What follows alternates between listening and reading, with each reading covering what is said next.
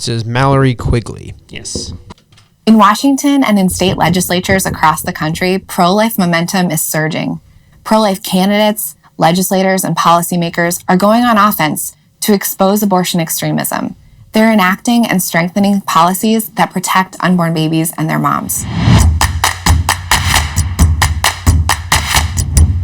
Today, life is seen as a winning issue for pro-life candidates, but it wasn't always viewed this way.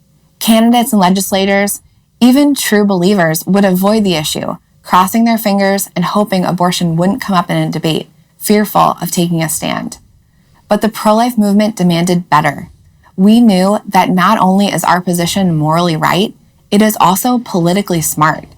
Flipping the script to expose the extremists who support abortion on demand without limits, up until the moment of birth, paid for by taxpayers like you and me, is a winning message. This message unites Americans of all stripes behind compassionate, common sense limits on abortion and increases respect for the dignity of all human life. We urged our candidates to be courageous, to boldly speak truth, to love the unborn. Yikes. Yeah. Okay. So we paused there. So she talks about boldly speaking truth. Yeah. But everything that she said up to that point was the opposite of boldly speaking truth, right? Yeah. How they train legislators to speak is to not boldly say life begins at conception. Abortion is the violent murder of an image bearer of God. That's not how they coach them to speak boldly. They coach them to say things like, well, the Democrats are really, really bad on this and they support abortion up till birth. Yeah. So what about extremists? Extremists. So what about just like a reasonable, moderate 20-week abortion ban, or the woman should at least, have to look at an ultrasound or hear the heartbeat first. That's not boldly speaking the truth. Yeah. So boldly speaking the truth is good, but that's not what they're teaching their legislators to do, and it's not what they're even doing themselves, as we'll get into later in the show. Yeah, I think the thing that jumps out at me in the first part of that video is the common sense abortion restrictions. It's like if you're talking about homicide, a genocide of human beings, the only common sense thing to do with that is to abolish it and to establish justice and to not allow for anyone to be killed. Yeah. And when you actually orient all your rhetoric around building a bigger crowd of people to get in more restrictions, to get rid of more abortion, what you're doing is you're diluting it, you're making it weaker so that people are actually, if you switch it later on, if you change it to we need to abolish abortion, all those people who are in that camp are just going to leave. Because they came in with the understanding, right, we're just trying to common sense restrictions for abortion. We're not actually trying to abolish abortion. This is what this is what it means to be pro-life.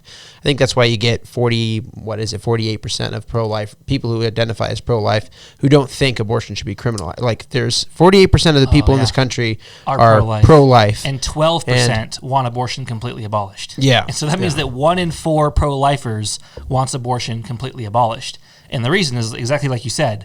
The pro-life movement's messaging is all about regulate abortion. Just be common sense moderates. That is the pro-life message. Now, does that help a certain candidate win a certain campaign? Sure, that can help a certain candidate win a certain campaign. Can that shift culture? Can being a common sense moderate destroy a culture of death?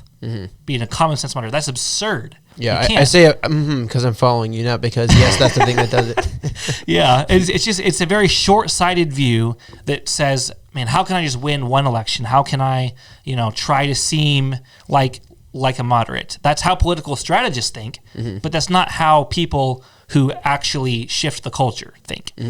Yeah, and this is when she says this is they have made life a winning issue now.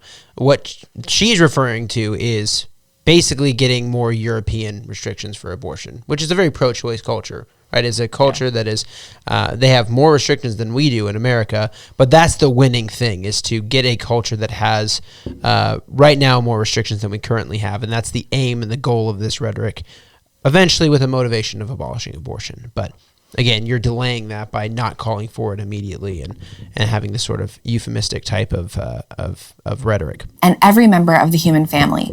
We ask them to prepare, to be ready to demonstrate their pro-life commitments, and to call out radical policies that fly in the face of our nation's values.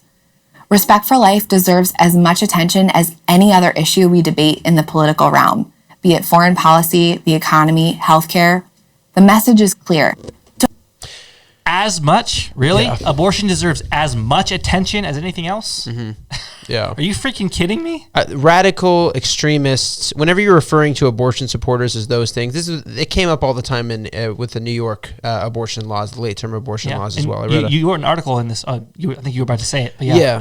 I wrote an article for the Federalists about this, but every single pro-life leader was using this kind of extremist radicals about abortion supporters who believe that it was okay to murder a baby at 9 months as opposed to earlier on. And the problem with that is that it makes it so that somehow it's more bearable and more understandable to murder a baby if they're 2 weeks, 3 weeks, or 16 weeks than it is to murder a baby that is fully developed in the womb. And that's essentially just buying into the developmental view that the abortion advocates take on. They believe that you become more human the more you develop. Right. And that's wrong. But that's what pro-life rhetoric essentially does, is it makes it, and in a lot of ways it implicitly makes it so that it's more acceptable and less extreme to murder babies who are younger. And that's not to say that you can't call out like Northam in Virginia and Cuomo in New York when they put forward these really, really evil, or they sign into law these evil abortion laws that allow abortion up to birth. You can call that out. That's fine. But you've got to do it in a way that doesn't make late-term abortions seem like they're this awful thing and not, raise a peep about the early-term abortion, because then you are training people to get more upset the later the baby is, and that is devaluing the early-term baby. So you can still call it out. You can say this law is absolutely evil, it's murderous, it's bloodthirsty. Do all those things, but don't make it about that. You've got to keep the main thing. And like you said, and I would encourage people to go to read Sam's article in the Federalist. It was really, really good.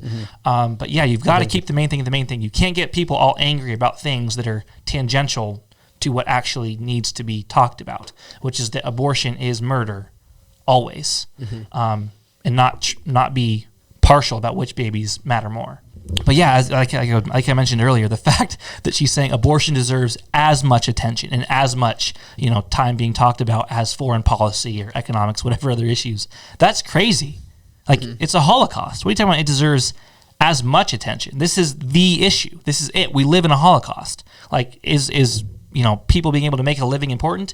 Yes, we should try to implement policies where that leads to a flourishing economy. That's good. But to have the advocates of this issue for them, their attitude toward it to be, well, this deserves as much attention as anything else. No, it's the issue. It's a Holocaust. And you need to speak about it as if it's one if you want the politicians to act as if it's one. And if a movement spends 20 years using the best, having the best demands for exactly what they want, over the years they might get half of what they're asking for. They might get another half of what they're asking for. The government is going to concede. People are going to come along, and those concessions are going to be not the whole thing. But when you're asking for so little, what you're getting half of is basically nothing. Right. And that's exactly what pro-life rhetoric does. It asks for so little that the actual rewards that you're getting are not even to be mentioned. They're of no consequence. And that's what we see from a lot of the pro-life movement. Yeah, and one other point on this before we move on in the video, it's interesting. So when we call for prior to abolitionists coming on the scene, like a 20-week ban or like a heartbeat bill, these were like the radical pro-life stuff. Like you're a hardcore pro-lifer if you do this. And that was the extreme. And then we shifted what it even means to be against abortion. And so now it's like, man, if you don't support the heartbeat bill, you're not even a pro-lifer. Yeah. And so we've actually, by making our bold stand, we've forced everyone towards us. Now they're not all the way towards us where they need to be. They're not with us, but we're forcing them towards us. And that's because we think long term. How do you shift culture? How do you shift the way people think about an issue?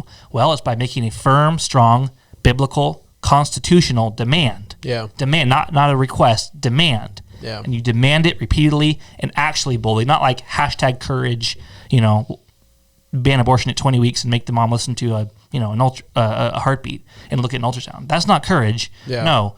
Be courageous, pull the culture towards you. Yeah. And that's actually made what used to be extreme pro-lifism what you just have to be.